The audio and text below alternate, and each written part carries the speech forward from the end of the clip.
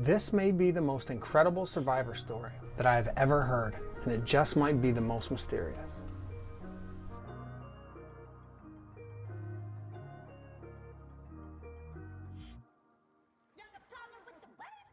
On June 7, 2022, what would have been her father's 63rd birthday, police showed up at the workplace of 42-year-old Holly Clouse.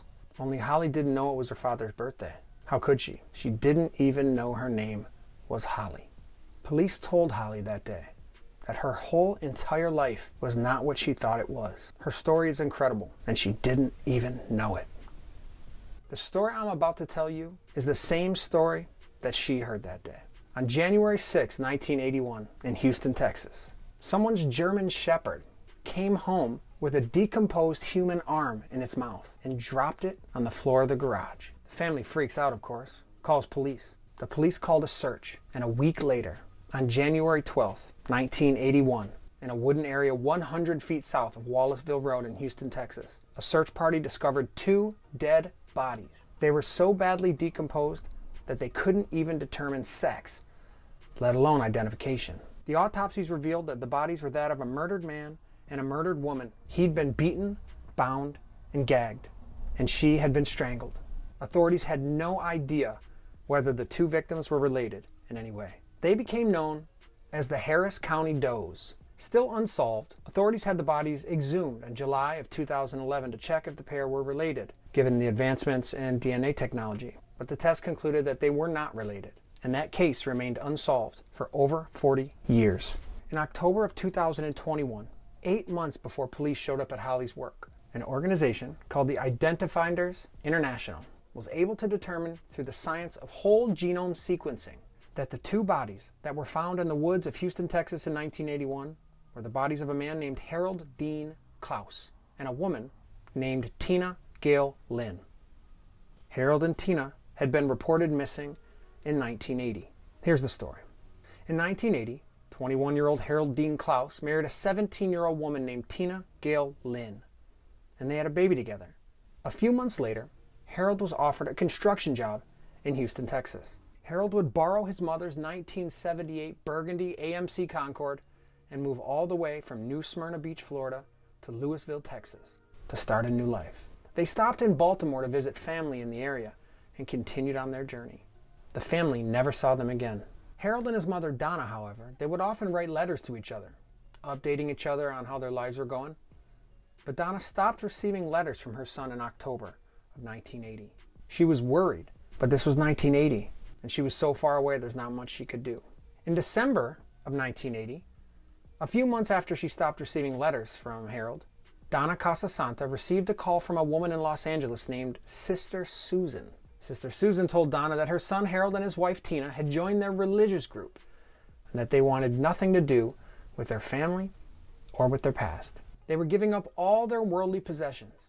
Sister Susan said that they'd be willing to bring Donna's car all the way from Los Angeles to Florida, but for a price. The family agreed to pay Sister Susan for the car. They called police right after they got off the phone. Police told them to set up the meeting and plan the exchange. The family agreed to meet Sister Susan, and they set up the meeting at the Daytona racetrack in Florida. Donna said, "You bring the car, and we'll bring the money." Well, a week or so later, 3 women and a man showed up wearing all white robes. They pulled up to the racetrack driving Donna's car. But of course, it was a setup. Police were there and immediately arrested the group. The family filed a missing person report with the Salvation Army for Harold, Tina, and the baby. In January of 2022, 40 years later, investigators found Harold's sister online. Her name was Debbie Brooks, and together they ultimately identified the bodies of Harold and Tina. It was then that Debbie asked the team, "Did you find the baby yet?" The scientists hadn't been aware that the baby even existed, so they alerted law enforcement to the fact that at the time of their deaths, Harold and Tina had a 1-year-old daughter named Holly Marie. But if those bodies were Harold and Tina, what happened to baby Holly? If she is alive, whoever took her and then raised her must have had some clues or even answers as to what happened to Harold and Tina. Were they killed in order to kidnap the baby? Or was she simply collateral damage to the murders? 1-year-old babies don't just get left behind when a mom or dad are murdered. They don't just suddenly get taken in without someone notifying authorities. Unless, of course, there was something to hide. So the search was on. The Texas Attorney General's office developed a new Cold Case Unit, and together with the Harris County Sheriff's Office, the Louisville Police Department, the Volusia County Sheriff's Office, the National Center for Missing and Exploited Children, and the Hope for Holly DNA Project, baby Holly was identified. Located alive and well 42 years after her parents were murdered, it was then that police showed up at baby Holly's job. That day, Holly got to meet her biological family for the first time online. It was the same day she found out her life story. Holly found out that she was left at the doorstep of a church in Arizona in 1981. The two women who dropped her off were barefooted and wearing robes. The women said they were a part of a nomadic religious group. They were vegetarian. They believed in the separation of the sexes, and they refused to use or wear leather goods. The women said that this wasn't the first time they'd given up a baby. They'd done it once before at a laundromat. The church was shocked, but as anyone would, they took in that baby and they called authorities. Holly was adopted by a wonderful family and lived a normal life, completely unaware of the tragedy that is her story. Police have been unable to find the arrest reports or any documentation of the incident that took place that day at the Daytona Speedway all those years ago. Baby Holly is now 42 years old. Her 80-year-old grandmother, Harold's mother, Donna, has prayed for that baby for over 40 years. But the murder of Holly's parents is still unsolved.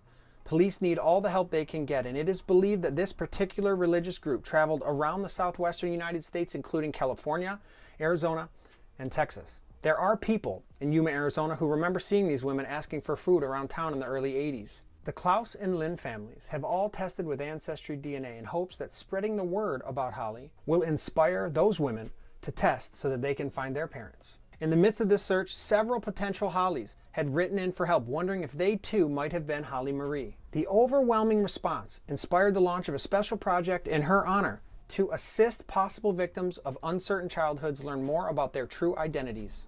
You can find a link to that project in the description below. If you think you might be the victim of a child abduction or child trafficking, please contact the National Center for Missing and Exploited Children hotline at 1-800-THELOST.